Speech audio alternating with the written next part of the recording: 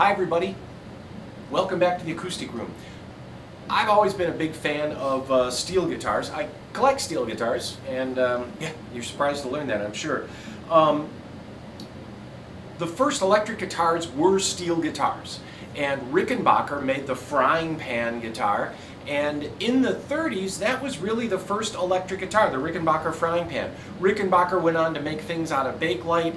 National came along and did stuff like this. This, you probably recognize the shape. You're going to go to yourself, where have I seen this before? And this is one of the ultimate Art Deco designs, the Empire State Building.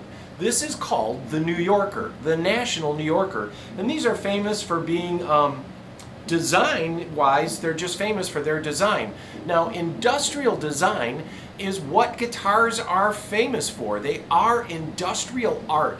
And something that you don't live in or you don't drive in is probably designed by an industrial design person, toasters, things like that.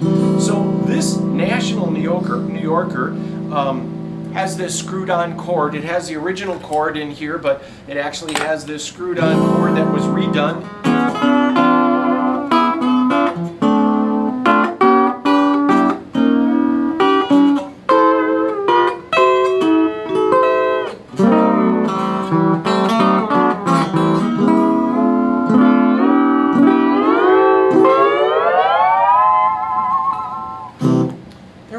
Fun, easy to play. If you're having any hand issues, you may try to look for a steel guitar. Now, not to be outdone, Gibson came along and they actually hired somebody that does industrial design. Now, this is a guitar I'm going to put up for sale. This is a Gibson Century. And the Gibson Century, Gibson actually went to a design house, Barnes and Rienecke, and their design house in Chicago. Gibson was in Kalamazoo. They're not too far away from each other. They drove over to Barnes and Rienecke and they're like, hey, look, you guys are famous for doing industrial design. Can you make us something that looks fantastic? Because we're Gibson. We don't want to copy anybody. We want something that is mind-blowing. So they made this Century. Now, this Century is actually an interesting guitar because it comes with this mint case. And it comes with this case cover. Now, you just don't see them in this condition. It also comes with this original hang tag that says on the back that it is a Gibson Century. And then you'll see this too, and the camera will come up on that, and you can see this is from September 1950. So really, post-World War II, people are starting to come back. They're back from the war, they want to spend some money, everybody's working, and they want to play guitar. And the Hawaiian guitar was really taking off. So I have a friend that's going to explain a little of this in the terms of industrial design. My friend, Randy Klimpert, who's also a ukulele fan like I am, Randy Klimpert is in Chicago, and he is a famous industrial designer, and I call him Mr. Wizard because he knows everything about industrial design. And I'm going to have him kind of fold in here and help us out. Mr. Wizard? Mr. Wizard? Randy? So, in the 1930s, industrial design really gets going, okay? We consider it now the streamlined decade of the 30s because things started going fast. And if you think of cars and motorcycles and boats and especially trains and the famous industrial designers like Raymond Loewy who redesigned them aerodynamically to go fast.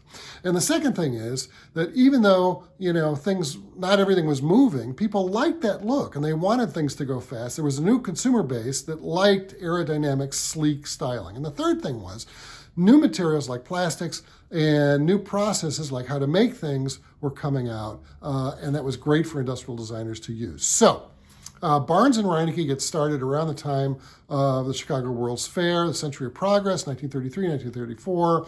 10 years later, they're huge in Chicago. They're like 300 employees.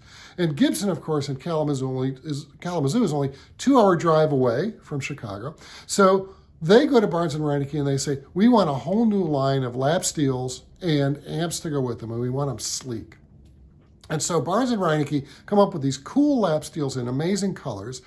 also using a brand new material developed for the war, acrylic plexiglass, the clearest plastic yet, that's able to be molded and painted from the back so that you can scratch it on the top and the paint doesn't come off. And they get this amazing line of lap steels from an industrial design company that was also famous for the toaster, that classic toaster that all our mothers and grandmothers had, and the plastic Scotch tape roll that we still have today, and the Gibson lap steels that look great in your mid-century modern house next to your Charles Eames furniture. See? Wasn't that entertaining? Randy's a smart guy. Industrial design is really fun. People buy stuff like this just to hang it on the wall as a sculpture. This is a cool guitar, just for sculpture purposes. People would buy stuff like this. Think of all the things like old toaster ovens and things like that, old cameras. People buy, collect, and put it on the wall. So it's not just that this is a musical instrument, which it really is.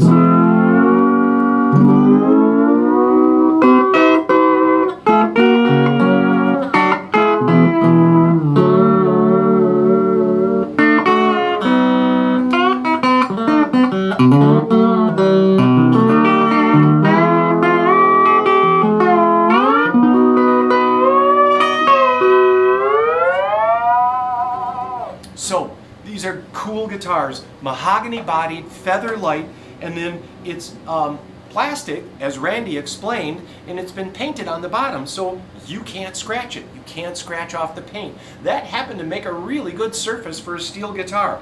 And it has this screw-off cover. Inside there is an adjustable P90. There is a volume, and then a bassy tone, and then a mid-range tone on this Century. And again, this is unlike anything you're going to see out there.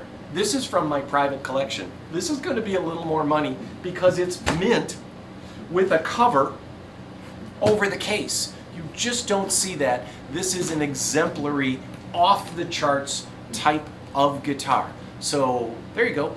That's my little thing. Got into a little industrial design. Thanks, Mr. Wizard. And that is for our 1950 mint Buick Century. Not Buick, Gibson.